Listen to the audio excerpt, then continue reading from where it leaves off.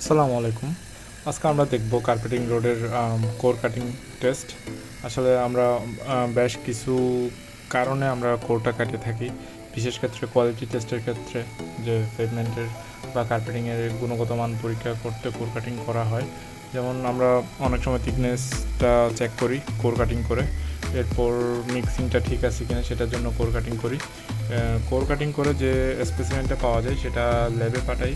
ল্যাবে পাঠালে আমরা ওইখানে এটার কম্প্রেশন টেস্টটা করতে পারি, তারপর ভিটামিনের ডেনসিটি টেস্টটা করতে পারি, তারপর বন্ডিংটা ঠিক আছে কিনা সেটা টেস্ট করা যায়।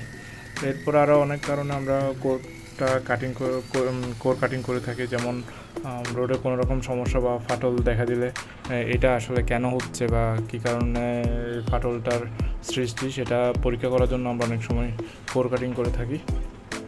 আর এই আমাদের দেশে বিশেষ করে শুধু থিকনেসটা চেক করার জন্য আর ভিটামিন কন্টেন্টটা চেক করার জন্য কোরটা কাটিং করা হয়। আপনারা ভিডিওতে দেখতে পাচ্ছেন, এটা হচ্ছে কোর কাটিং মেশিন। এই কোর কাটার পরে যে স্যাম্পলটা দেখতে পাচ্ছেন এটা বের করা হচ্ছে। এই যে স্যাম্পলটা বের করা হচ্ছে, এই স্যাম্পলটা নিয়ে আমরা ইনফিল্ডেই আমরা থিকনেসটা মাপি আর ল্যাবে গিয়ে আমরা ভিটামিন কন্টেন্টটা মেপে থাকি।